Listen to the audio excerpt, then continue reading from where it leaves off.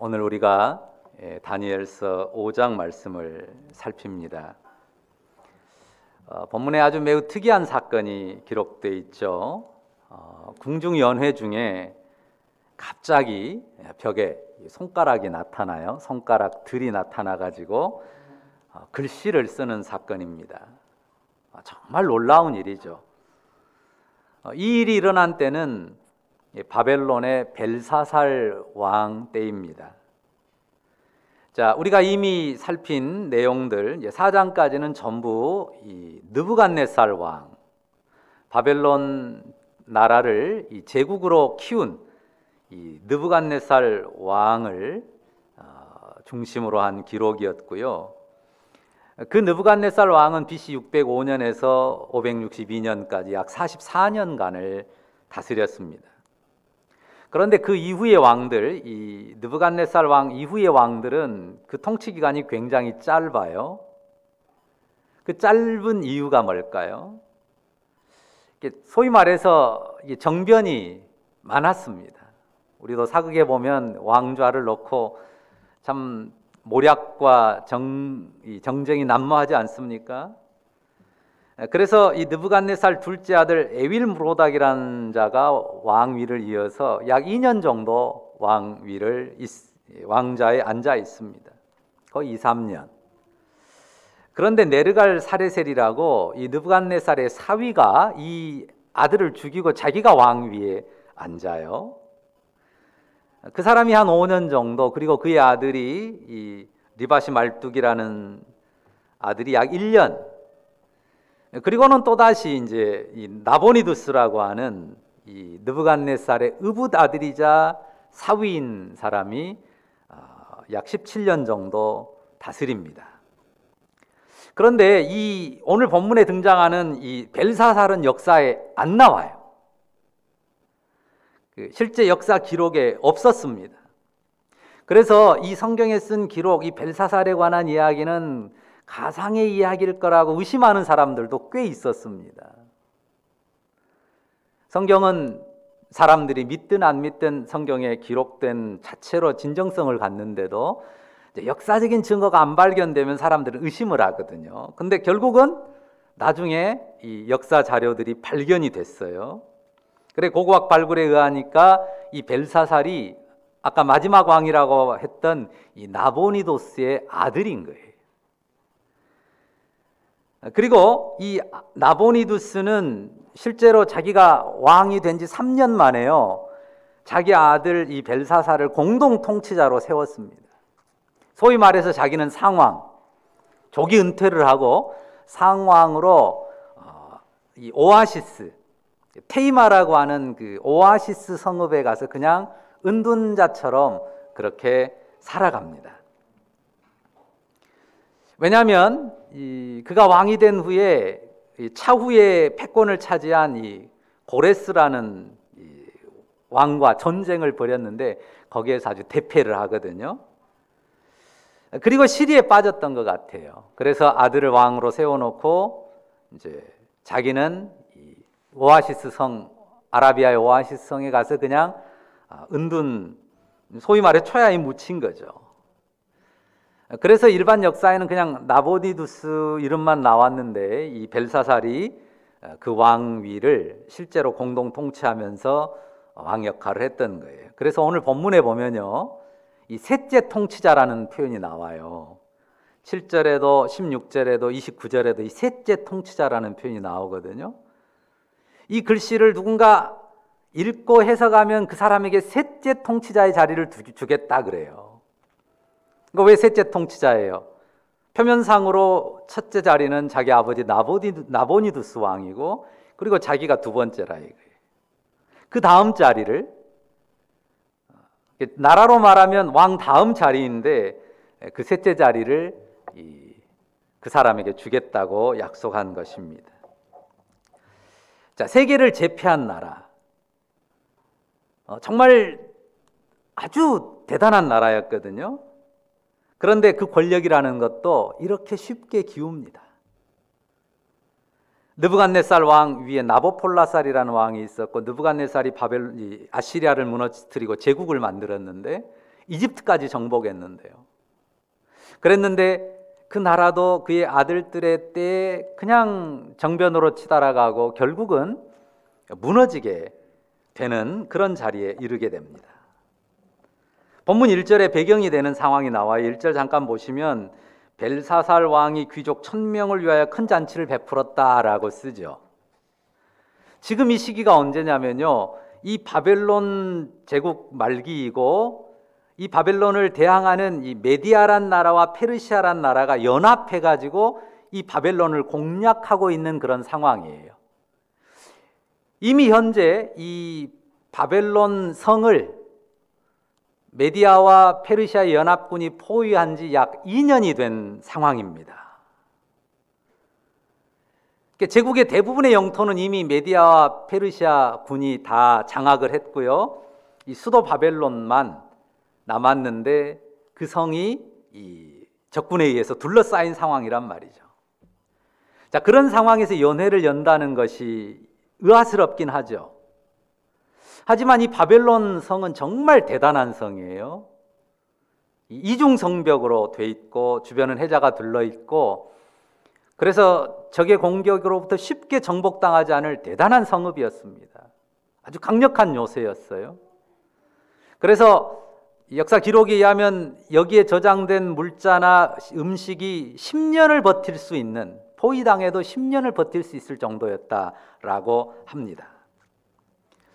그러니까 약 2년 정도 포위되어 있는 그런 상황에서 이제 소위 말해서 지도자들을 위로하고 격려하는 연회를 연 겁니다. 그리고 여기 4절과 5절에 보면 이 벨사살이 예루살렘 성소에서 탈취하여 온 은, 금 그릇을 가져와서요, 그것으로 술을 마시면서 그 금, 은, 구리, 쇠, 나무, 돌로 만든 신들을 찬양했다는 내용이 나와요.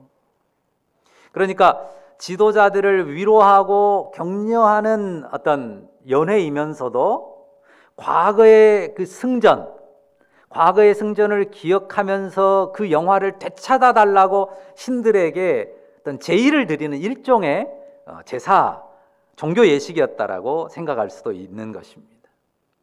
그런데 바로 그 자리에서 아주 기가 막힌 일이 일어난 거죠. 왕궁에 커다란 촛대가 있었습니다. 근데 그 촛대 맞은편 벽에요, 갑자기 손가락들이 나타나요. 손가락들만 나타나요. 팔은 없고 그냥 손가락들만 나타나가지고 저 벽에 글자를 써가는 겁니다. 그걸 누가 봤냐면 제일 먼저 왕이 봐요. 우와!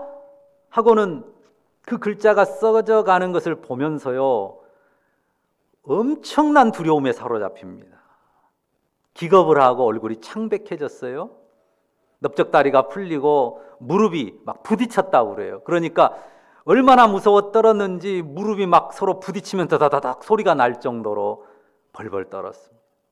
생각해 보세요. 손가락만 나타나서 벽에다가 무슨 글씨를 쓴다고 생각을 해보세요. 저게 내가 제대로 본 건지, 저게 진짜 사실인지 옆 사람들도 보라고 했겠죠. 근데 놀랍게도 뭔가 분명한 글씨들이 쓰여지는 것이었습니다. 그러니까 왕이 신하들을 부르죠. 그리고 뭔가 그것을 풀만한 그 지혜자들을 불러요. 저게 무슨 글이고 무슨 뜻이냐, 읽고 해석해 봐라. 그런데 아무도 읽을 사람도 해석하는 사람도 없습니다. 그러니 정말 더 두렵죠. 손가락들이 나타나서 벽에 글씨를 쓴다는 것 자체도 두려운 일인데 그 내용이 무엇인지를 어느 누구도 읽을 수도 해석할 수도 없다고 하는 사실이 더욱 두려웠습니다. 이때 왕비가 들어와요. 번역에 따라서는 태후라고도 하는데요, 아마 태후가 더 맞을 것 같습니다. 그 태후가 하는 말이 과거에 이러이러한 일이 있었다. 다니엘이, 그 과거에 다니엘이란 자가 여기 불려지면 분명히 저 글을 읽고 해석할 것이다 라고 이야기를 했습니다. 그래서 급하게 다니엘이 그 자리에 불려옵니다. 다니엘이 와서 그 벽에 쓴 글씨를 읽고 해석하게 되는데요, 오늘 우리가 읽은 18절부터 23절까지 다니엘이 먼저 하는 말입니다. 하나님께서 지금 왜 저 벽에 저 글씨를 손가락들을 보내가지고 쓰게 하셨는지 이유를 말하죠. 얼른 보십시오. 느부갓네살 왕이 제국을 이룬 것이 하나님의 주권에 의한 일이다. 그런데 그가 교만했을 때, 이제 앞에 나오는 내용이거든요. 글을 쳐서 들짐승처럼 살게 했다. 실제로 느부갓네살 말년에 그가 들짐승처럼 정신 착란을 일으켜서 그렇게 살거든요. 그리고 그가 정신을 차렸을 때 지극히 높으신 하나님을 경외하면서 왕위를 수행했습니다. 그런데 지금 벨사살 왕이 그 사실을 알면서도 마음을 낮추지 않고 하나님을 거역하고 모독하는 일을 했다는 거예요. 예루살렘 성소에서 탈취해온 보관했던 그 술 잔들을 가져다가 거기 술을 부어 마시면서 이방신들 찬양하는 그런 행위를 했으니 하나님이 진노하셨고, 그래서 하나님이 손가락들을 보내셔서 저 벽에 글씨를 쓰게 한 것입니다 라고 해석을 하죠. 자, 다니엘이 이 말을 하고서 벽에 글씨를 읽는데요. 자, 그 읽는 것이 오늘 본문에도 나왔고 제가 제목에 쓴 내용입니다. 뭐라고 읽습니까? 메네 메네 데겔 우바르신, 메네 메네 데겔 우바르신이라고 읽습니다.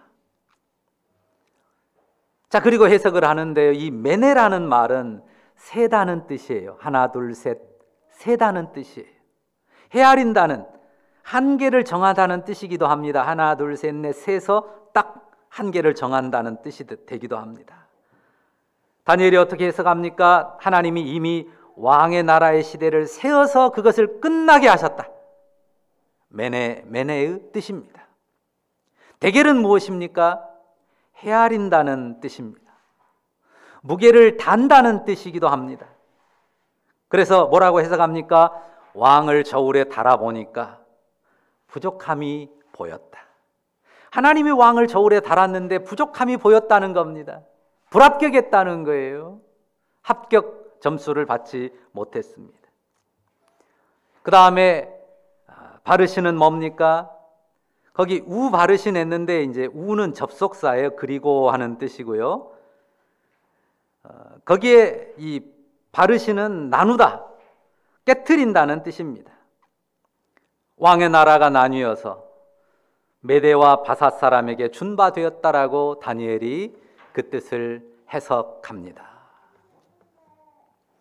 하나님께서 뭘 쓴 겁니까? 이 벨사살 왕과 바벨론 제국의 패망을, 그 패망한다는 선포를 벽에다 써주신 거예요. 벨사살은 두려움에 떨었습니다. 두려움에 떨면서도 일단 그 뜻을 아니까 약간의 냉정을 찾아요. 그래서 왕의 자존심, 내가 저 사람을 셋째 통치자로 세운다 했으니까 예의를 갖춰서 셋째 통치자로 세워줍니다. 그게 무슨 의미가 있습니까? 아무런 의미도 없죠. 근데 결국 하나님의 말씀이 언제 이루어집니까? 바로 그날 밤에 하나님께서 바벨론 왕궁 벽에 쓰셨던 그 말을 곧바로 이루십니다. 그날 밤에 벨사살 왕이 죽습니다. 아주 철벽 성읍이라고 생각했던 이 바벨론 그 성이요, 이 성문이 열려요. 그래서 결국은 그 메대 사람 다리오가 그 나라를 접수하고 바벨론 제국의 운명은 거기에서 끝납니다. 메네 데겔 우바르신, 메네 데겔 우바르신, 이 표현이, 이 말이 바벨론 왕궁병에 쓰였지만 그들에게만 내려진 심판의 선포입니까? 어쩌면 이 메네 데겔 우바르신 하는 이 글귀는 또한 우리 영혼의 벽에 세워넣어야 될, 새겨 놓아야 될 글귀가 아닐까요? 하나님께서 우리 인생의 날을 정하셨잖아요. 헤아렸어요. 하나, 둘, 셋, 넷, 헤아렸어요. 어떻습니까? 인생의 날이 무한합니까? 영원합니까? 하나님이 세어서 한계를 정해놓은 그때가 있습니다. 일반적인 시간의 한계를 하나님이 정해놨죠. 시편 90편에는 뭐라고 말합니까? 사람의 날수가 70이고 강건하면 80이다. 그렇게 정했죠. 그리고 요즘 평균 수명이 느려서 100살을 산다 하더라도 그 이상 인생의 삶이 의미가 없습니다. 시편 39편에는 뭐라고 했습니까? 하나님이 인생의 날을 손바닥 넓이만큼 되게 하셨는데 그 날이 날아갑니다. 손바닥 넓이만큼밖에 안 되는 세월인데 그냥 날아가서 끝나요. 그래도 이런 일반적인 시간들은 어느 정도 예측이 가능하죠. 가능한데도 사람들이 늘 잊어요. 7, 80, 100이면 끝난다는 사실을 늘 잊습니다. 어떻게 생각합니까? 천년 만년 살 것처럼 그렇게 어리석은 모습을 보일 때가 많습니다. 또 한 가지 우리가 모르는 시간의 한계가 있어요. 그러니까 일반적인 시간의 한계가 있고 우리가 전혀 모르고 예상하지 못하는 시간의 개별적인 시간의 한계도 있습니다. 전혀 예상하지 못한 순간이 하나님이 헤아려 놓은, 하나님이 세워놓은 그 시간의 한계로 내게 임합니다. 그건 아무도 모릅니다. 오늘 본문의 벨사살의 경우 어떻습니까? 그날 밤이 자신의 생명의 끝날이 될 줄을 그는 전혀 예상하지 못했던 것처럼 말입니다. 보통 사람들은 세는데요, 무엇을 따라 셉니까? 내 예상과 내 기대치를 따라 하나, 둘, 셋, 내가 이쯤은 되겠지, 이쯤은 살겠지, 이 정도는 되겠지 헤아립니다. 그런데 맞을 때가 더 많습니까? 틀릴 때가 더 많습니까? 대부분 틀리죠. 우리 생각과 다릅니다. 전혀 맞지 않을 때가 대부분이에요. 왜? 내 생각과 내 기대대로 되는 게 아니라 결정하시는 그 주권자의 뜻대로 정해지기 때문입니다. 그러니까 관건은 뭐냐면요, 하나님이 어떻게 세실까? 그리고 하나님이 어느 만큼 어떻게 세시고 끝내시고 결정할까? 이것이 관건입니다. 왜죠? 모든 것이 그분의 결정대로 되기 때문입니다. 그런데 사람들은 무당에게 점을 칠 때도 무엇이 궁금해요? 결과가 궁금해요. 어떻게 될까? 얼마나 될까? 될까 안 될까? 그 결과에 궁금해합니다. 그런 태도로 하나님의 주권을 헤아리려 한다면 그건 큰 어리석음입니다. 본문의 다니엘이 느부갓네살에 대해서도 여기 벨사살에 대해서도 말하는 것처럼 정말 중요한 것은 그 주권자이신 하나님 앞에 겸비한 태도를 갖는 것입니다. 겸손히 주를 경외하며 생명과 삶을 주님의 손에 의탁하는 것입니다. 주님께서 시간의 한계를 아주 짧게 설정해 주실 때가 있습니다. 그런가 하면 하나님께서 아주 길게 세 주실 때가 있어요. 짧고 긴 게 문제가 아닙니다. 짧을 수도 있고 길 수도 있는데요, 그 시간 안에 헤아려지는 게 뭐냐, 이게 중요합니다. 그 시간 속에 헤아려지는 것이 무엇이면 좋겠습니까? 한번 생각해 보세요. 내 인생의 시간들을 세어보고 헤아려 보는데 그 안에서 세지는 게, 헤아려지는 게 무엇이면 좋겠습니까? 아마 가장 좋은 것은 은혜일 것입니다. 우리 인생의 날들을 세보는데, 헤아려 보는데 거기에서 은혜, 하나님의 은혜를 셀 수 있고 헤아릴 수 있다면 정말 좋죠. 그렇다면 짧더라도 하나님의 은혜가 헤아려지는 인생이면 절대로 허망하지 않습니다. 하나님의 사랑과 은혜를 셀 수 있는 시간들이라면 그 시간은 반드시 어디로 이어지겠습니까? 영원으로 이어지고 하늘로 이어지는 것 아니겠습니까? 하지만 길어요. 물론 짧은 인생이지만 상대적으로 다른 사람보다 길어요. 그런데 그 삶에서 세지는 것이, 헤아려지는 것이 죄와 어둠뿐이라면 어떨까요? 이것저것 막 세보는데, 인생의 날들도 세보고 그 삶에 이것저것을 세어보는데 그냥 세어지는 게 죄와 어둠뿐이에요. 그러면 어디로 이어지겠습니까? 영원한 심판으로 귀결되고 마는 것 아닙니까? 그러니까 매네매네 세고 한계를 정하는데 누가 세는 셈으로, 누가 헤아리는 헤아림으로 살피는 것이 중요합니까? 주님의 매네, 주님이 어떻게 매네하시는지를 살피고 그 앞에 살아가는 것이 소중합니다. 자, 데겔은 뭐라고 그랬어요? 데겔은 무게를 단다, 그 뜻이라고 했습니다. 하나님이 당신의 저울에 우리 인생을 달아보셔요. 이 벨사살을 저울에 달아보니까 어땠다고요? 부족했다고 쓰잖아요. 자, 우리가 로마서 3장 23절은 잘 아는 말씀입니다. 모든 사람이 죄를 범하였음에 무엇에 이르지 못했다고요? 하나님의 영광에 이르지 못했다. 그랬을 때 그 영광이라는 단어가요, 원래 무게라는 뜻을 담고 있는 단어예요. 사람을 달아보니까 어때요? 하나님이 원하시는 그 거룩함에 들 수 있는 무게가 안 되는 거예요. 불합격이란 말이에요. 요즘 사람들은 어떻게든 몸무게를 줄이려고 하잖아요. 좋습니다. 살을 빼고 몸을 건강하게 관리하기 위해서 몸무게를 줄이는 것 좋습니다. 그런데 우리가 이 대결을 잘해야 돼요. 과연 하나님 앞에서 내 인생의 무게는 어떻게 평가될지 말입니다. 하나님의 저울에 달았을 때 내 인생의 무게는 어떨까요? 뭔가 달만한, 뭔가 무게가 있다고 느껴질 만한 어떤 내용이 있습니까? 달아보니까 깃털처럼 날아갈 것뿐이고 먼지처럼 흩어질 것뿐이에요. 혹시 우리 인생이 그런 인생은 아닙니까? 하나님의 저울에 나를 달았을 때 뭔가 의미 있게 무게가 달아질 수 있는, 올렸는데 저울이 움직이는, 바늘이 움직이든 디지털 숫자가 올라가든 뭔가 움직일 수 있는 그런 내용이 하나님 앞에 있는 삶이냐 하는 것입니다. 하나님의 저울 위에서 값어치 있게 측량될 만한 것이 무엇이 있습니까? 사실 이것도요, 한번 생각해 보세요. 인생 자체가 죄로 망가진 인생이에요. 흙과 먼지로 흩어져 버리게 된 인생이란 말이에요. 그래, 모든 사람이 죄를 범했다라고 말하지 않습니까?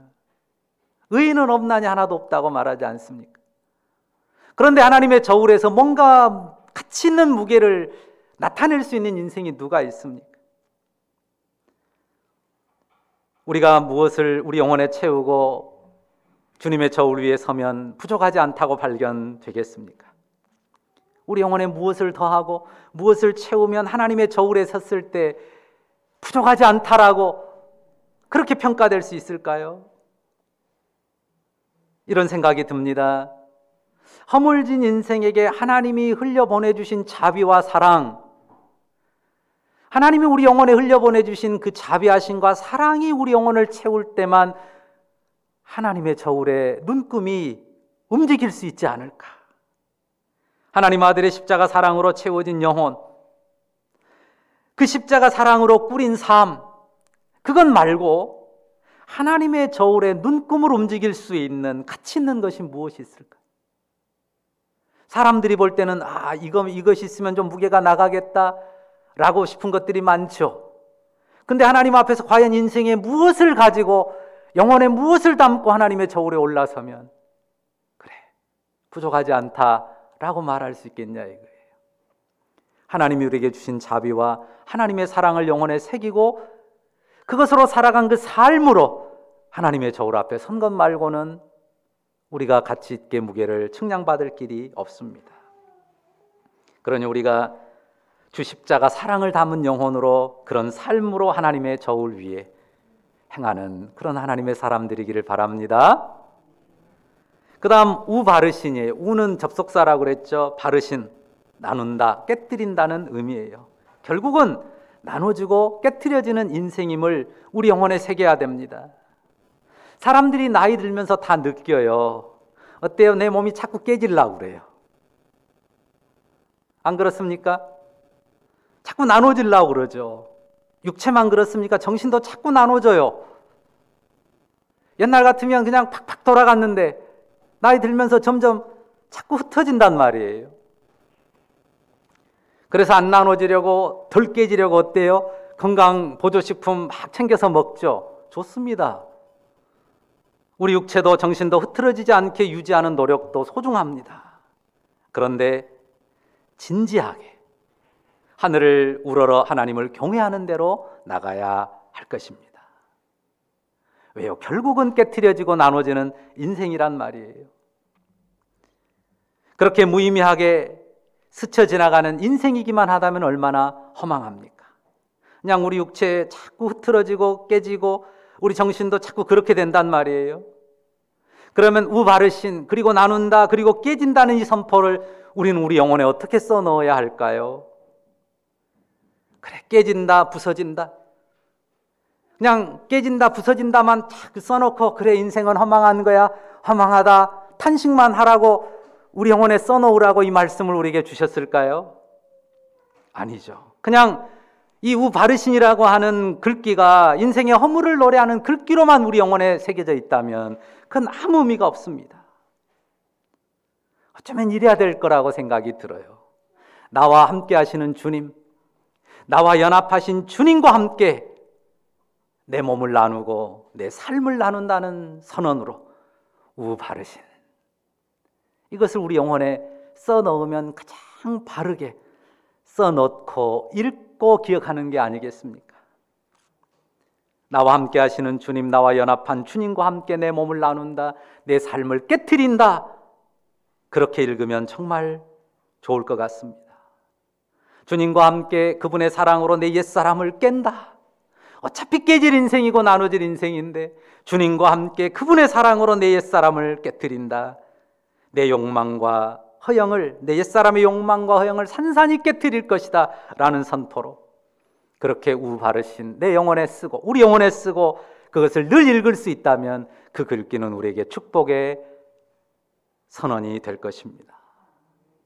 메네 메네 데겔 우바르신, 하나님이 세고 헤아리십니다. 하나님이 저울로 무게를 달아보십니다. 하나님이 나누고 깨트리십니다. 그 어미하신 하나님을 경외하는 겸비함으로 인생을 꾸리길 바랍니다. 내 삶을 하나님의 은혜로 헤아리고 그 자비와 사랑의 무게를 채워가면서 십자가 사랑으로 자기를 깨고 나누는 그리스도의 사람들이기를 간절히 바라고 축원합니다.